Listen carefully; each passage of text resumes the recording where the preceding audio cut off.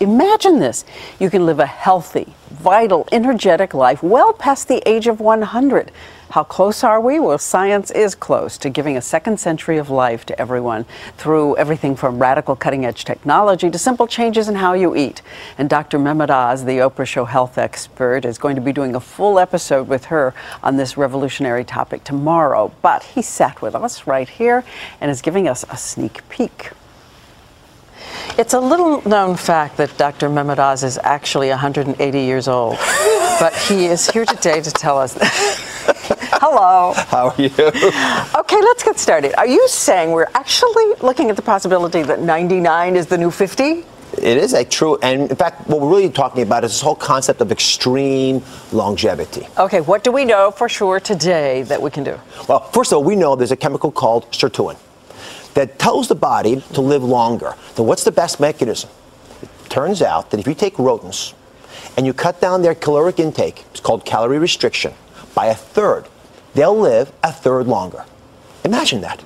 And humans who are doing calorie restriction, when they're studied, show a rejuvenation of their arteries, of their hearts. They actually begin to behave like they're younger than they really are. Okay, talk to us calories then. What does that mean to cut for a human? How many calories can you have a day and how many should you cut back? Well, most of us can't cut a third of our calories. That's impossible. But the good news is that you can cut 15% of your calories out and you can still get most of the benefits. So I did a little experiment with you, Diane. Yes. Right? As beautiful and as suave and youthful as you are, I figured you're doing something right. So I thought you're probably taking in about 2,000 calories a day. So if I cut 15% of that out, and if you look at the table next to you, this is an example of what calorie restriction would look like for you. So we have without that, without the soda and the donuts. And I point that out because if I add the soda and the donuts, that total table is now 2,000 calories. But just cutting out those two items, which are nutrient empty, calorically rich, will get you to the 1,700 calories. So you've got salmon there, you've got fresh vegetables, you haven't got a potato, but there's no cream on it. There's a dessert, a low-fat dessert. Low-fat yogurt, the frozen yogurt. By cutting 15% a day down to 1,700 a day, I could live, we think, an extra 30 years or so. But that same chemical sirtuin can be turned on with other mechanisms. And one of them is one you're going to want to hear about. A lot of folks know that red wine has been purported to be good for you. Well, it turns out that red wine is red because of a chemical in it called resveratrol.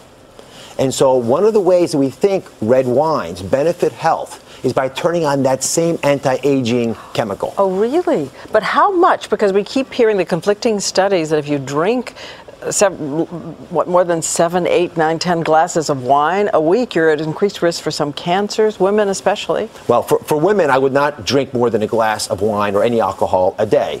And for men, you can get a little bit more than that. Pills of resveratrol make more sense. But again, I want to warn everybody that we don't have a ton of information about this. In humans, we're not going to for another few decades. But taking proactive steps today could give us that extra longevity. Okay, in the near future, big breakthroughs in living longer. So the big deal for me is to move even beyond things you can do for yourself and talk about what technology can offer to us. I want you to come over. I got a little secret for you. All right. So on this table, we did a little science experiment. And we're talking here about tissue regeneration. So imagine that you're a classic car, right? And a part of you breaks. You don't want to discard the car. What you really want to do is fix the broken parts. So what does that look like to you?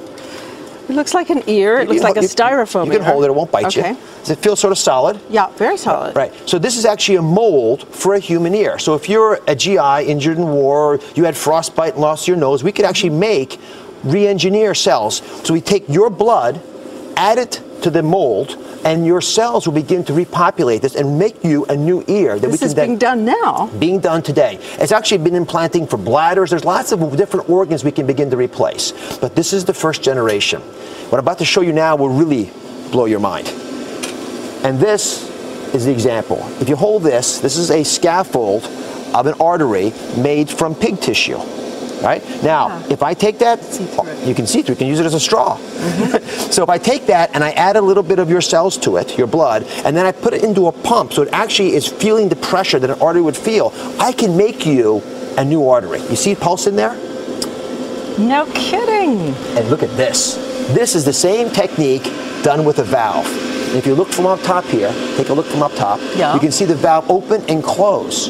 Oh, yes. So take this one generation further. I can now begin to take an organ, take the cells of the animal out of it, put your cells into it, and I can grow you a heart. It's been done. I can grow you a liver, a pancreas, a spleen, a lung, anything.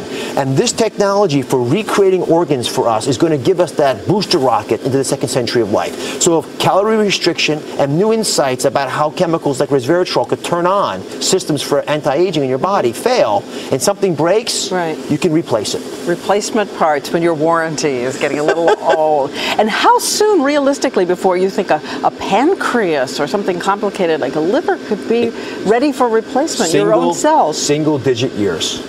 And that's the big breakthrough. It is increasing so rapidly. When I went down to the Wake Forest Regeneration Lab, which is where all this material came from, it absolutely blew my mind. And the other person's mind that blew actually is Oprah's.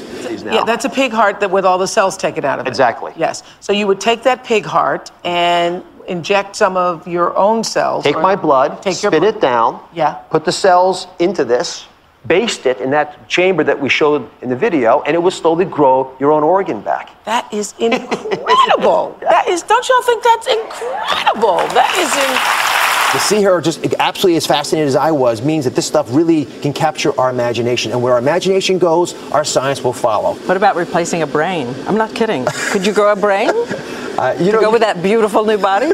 You could probably grow parts of the brain. So, for example, we could cure Parkinson's or memory loss or spinal columns. But, you know, Diane, you are who you are. And I don't know if you want to have a new infrastructure for that. You probably want the software that you've accumulated. All right. Well, you're going to do more with Oprah tomorrow. We've got lots of cool stuff. We're going to do hyperbaric oxygen, infrared sauna baths, lots of cool things about extreme longevity. It is here. It is now.